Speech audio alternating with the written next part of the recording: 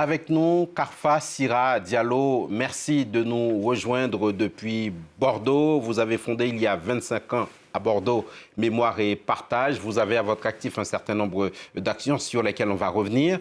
Vous êtes l'auteur de ce document qu'on voit apparaître à l'écran dans quelques secondes. La maison esclavage et résistance. Vous allez nous dire ce que c'est. Mais d'abord, cette date du 10 mai, instaurée en 2006 grâce à la loi Taubira.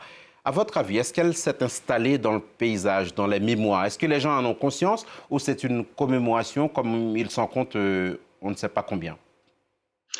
Je crois qu'on peut fondamentalement dire que la décision du président Chirac en 2006, qui décide de faire du 10 mai la journée nationale de commémoration de la traite négrière, de l'esclavage et des résistances, est une journée qui progressivement commence à rentrer effectivement dans les mœurs républicaines, mais aussi dans les mœurs sociales et artistiques.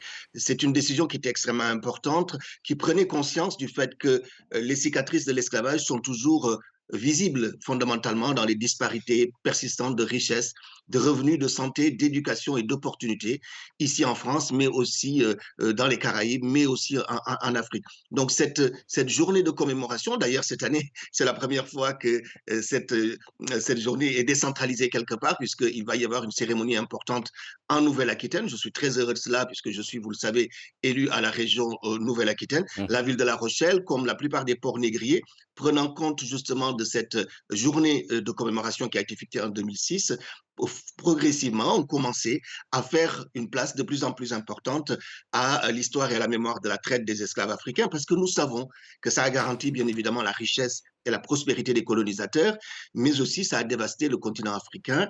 L'ombre de l'esclavage plane toujours aujourd'hui sur la vie des personnes Mhm. d'ascendance africaine. Et donc, oui, cette journée de commémoration du 10 mai de chaque année est effectivement un moment essentiel, un moment important que les artistes, l'éducation nationale de plus en plus s'approprient pour en faire une médiation, parce que c'est un outil de lutte contre le racisme et les discriminations contemporaines. Karfa Diallo, les questions mémorielles, on le sait, ne font pas souvent consensus, c'est même souvent l'inverse. Comment éviter le piège des divisions, de la confrontation des mémoires? Vous dites vous-même que vous avez dû batailler pendant des décennies, pendant 20 ans, contre la droite bordelaise pour faire reconnaître le passé esclavagiste de la ville. Oui, tout à fait. La France a toujours eu pendant très longtemps une lecture un peu autoglorificatrice de l'histoire de l'esclavage et de la traite des Noirs. La France, la République a souvent mis en avant les figures de l'abolition, Victor Schœlcher ou autres, érigés un peu sur le panthéon de la République, ignorant, c'est vrai, à la fois les souffrances que les personnes d'ascendance africaine ont dû subir, mais aussi les résistances importantes, les créativités qui sont nées de ce crime contre l'humanité. Donc c'est vrai que c'était des mémoires qui avaient du mal à s'articuler. Et au fur et à mesure du travail associatif, du travail militant, on a vu vraiment que la population française elle-même, de plus en plus, faisait le lien entre les formes de racisme et de discrimination auxquelles certaines populations étaient confrontées et le fait que l'esclavage, la traite des Noirs n'était pas suffisamment connue.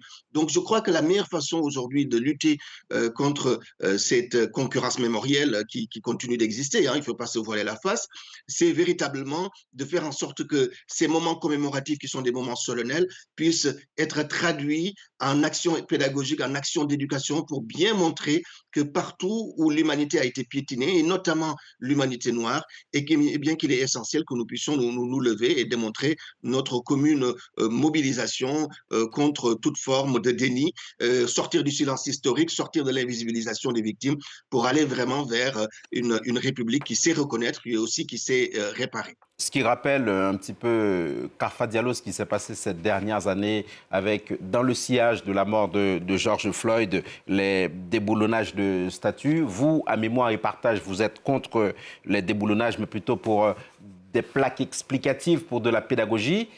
Rapidement, avant qu'on passe au projet, est-ce que ça marche, la pédagogie? Absolument, ça marche. Je suis vraiment impressionné par la capacité qu'ont eu énormément de mairies, de collectivités, effectivement, à prendre conscience du fait que le mouvement Black Lives Matter, qui fait suite effectivement au meurtre de George Floyd en 2020, depuis ce moment-là, on a beaucoup de municipalités. À Bordeaux, par exemple, dès juin 2020, la ville de Bordeaux va poser des panneaux explicatifs sur les rues de Négrier.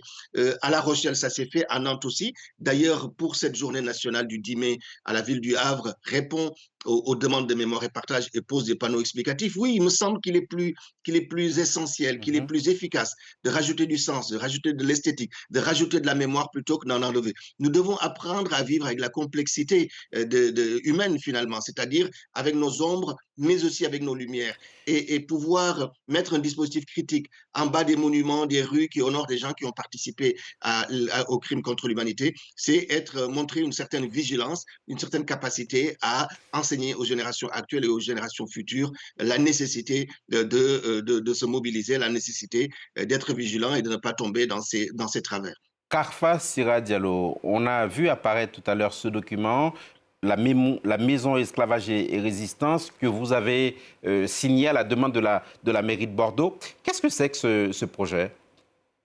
C'est un projet totalement inédit. C'est la première fois qu'en France, on réfléchit vraiment à un lieu hors des dispositifs muséaux. Il faut savoir que depuis maintenant plus de 20 ans, on a dans la plupart des grands ports négriers français des musées d'histoire régionaux qui abordent d'un point de vue muséographique la question de l'esclavage et de la traite.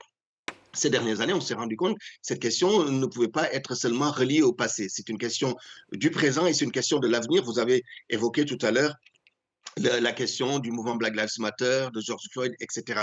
Donc cette dynamique-là, il faut qu'elle s'incarne dans un lieu et c'est vrai que nous sommes très heureux que la ville de Bordeaux nous ait confié une mission de préfiguration avec une maison, donc pas un musée, un lieu d'hospitalité, un lieu, une structure d'hospitalité, de Mhm. relations contre les esclavages parce qu'il nous faut à la fois mieux connaître l'esclavage transatlantique, c'est vrai, mais aussi connaître les esclavages arabo-musulmans, les esclavages intra-africains, et puis les résistances. Les résistances parce qu'il y a aujourd'hui encore des formes d'exploitation de l'homme par l'homme qui continuent d'exister. Donc c'est un projet très ambitieux pour lequel un rapport a été rendu aux autorités locales à Bordeaux, qui est soutenu par la Fondation pour la mémoire de l'esclavage. On espère, dans 2 ou 3 ans, pouvoir effectivement voir ériger en France ce lieu qui permettrait à Et notre région l'idée, pardonnez-moi, Nouvelle-Aquitaine. vous dites qu'il faut en faire un lieu, non pas de dolorisme, non pas de douleur, mais un lieu de vie.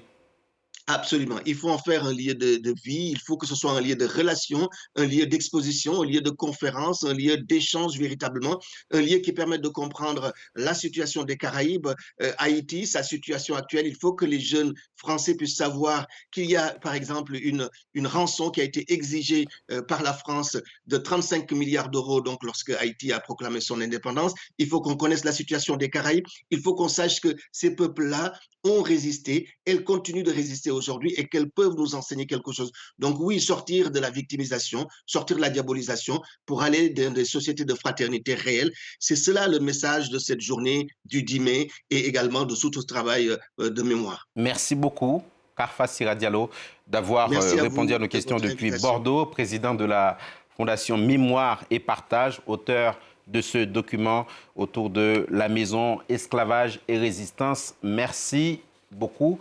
Voilà ce qu'on Merci pouvait dire infiniment. pour l'instant de ce 10 mai, journée nationale des mémoires de la traite de l'esclavage et de leur abolition.